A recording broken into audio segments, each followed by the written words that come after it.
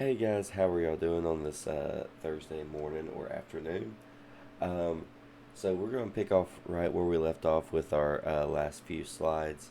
I'll be back on Friday, um, just to let y'all know that.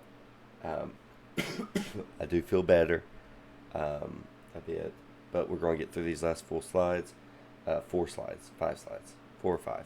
Um, the last slide I cannot show, but I'm just going to talk about. I can't show because of issues with the image on it depicts, but I'll explain it.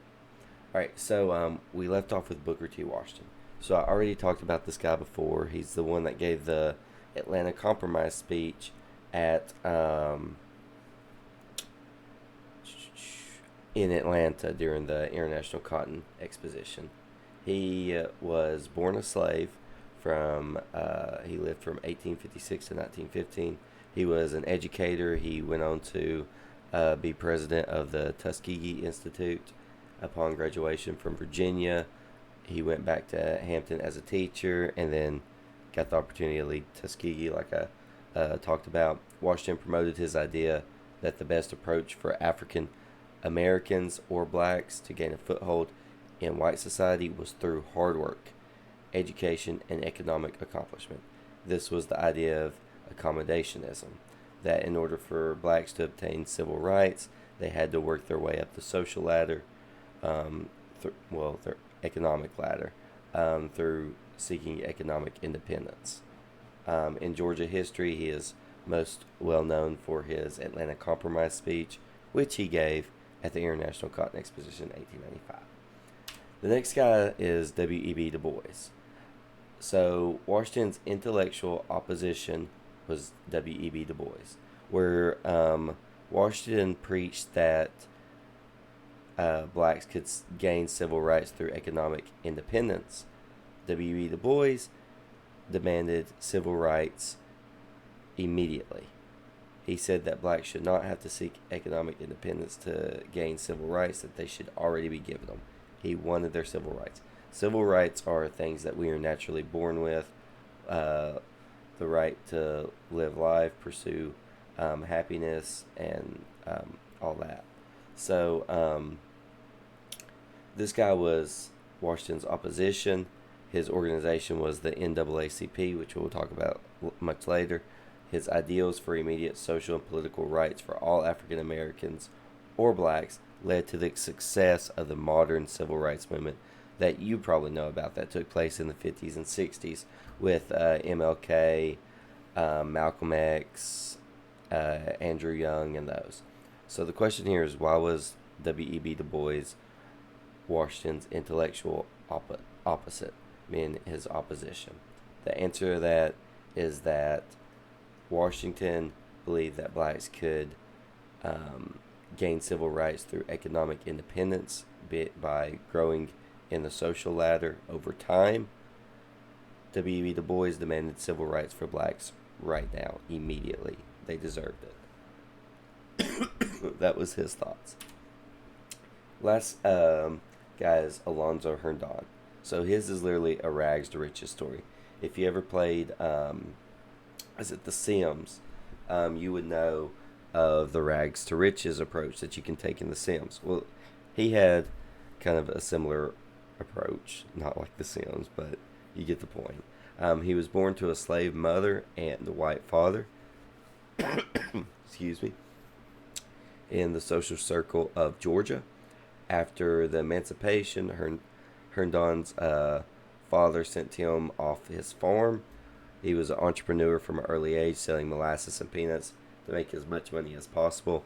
He learned to be a barber and opened up 3 barbershops in Atlanta. They were known to be the best barbers in the South. Herndon proved more successful in real estate and would eventually create the most successful thing of his business ventures, the Mutual Life Insurance Company, which offered insurance coverage to a bunch of African Americans or blacks. Today, this Atlanta Life Financial Group is worth over $100 million and is constantly ranked one of the top black owned financial companies. So, how did Alonzo Herndon gain his riches? Look for it in the text there. It'll answer that for you. Now we're moving over to the murder mystery. Okay, so this is a criminal case that people still don't have the answer to. There was a Ghost Adventures episode where was Zach Bagans went and asked Mary Fagan in the pencil factory, because it still is an actual place.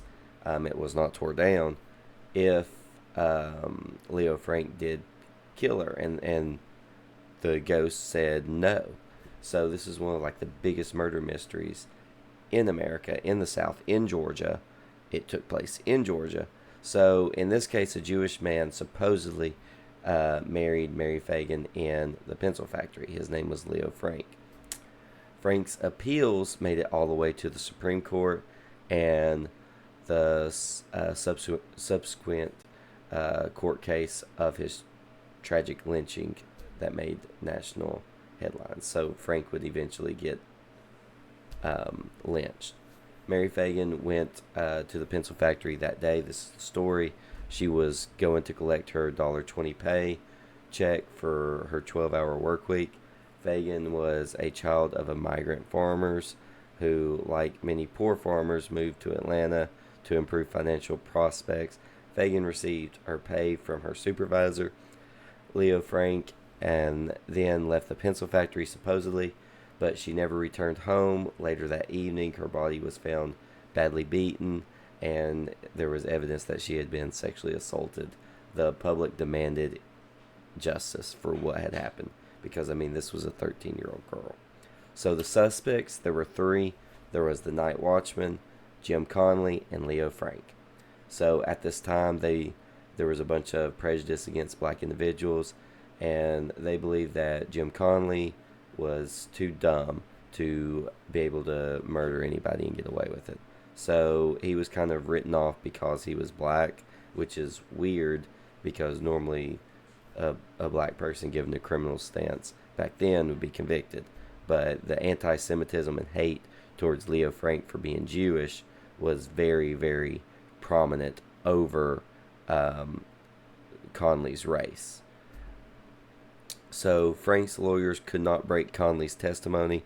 Conley had a solid testimony, and Frank just looked very nervous on the stands, which made it seem like he was guilty.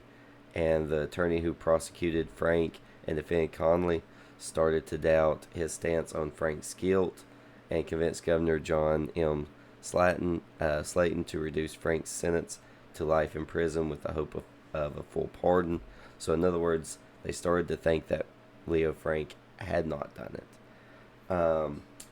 With that being said, I can't show the next slide. You can read the information on the next slide if you want. Well, no, go ahead and read the information on the next slide. So the next slide goes kind of like this. Leo Frank ended up getting drugged out of his prison cell by the Ku Klux Klan. They let him in there. They drug him and paraded him around the town, and would eventually lynch him.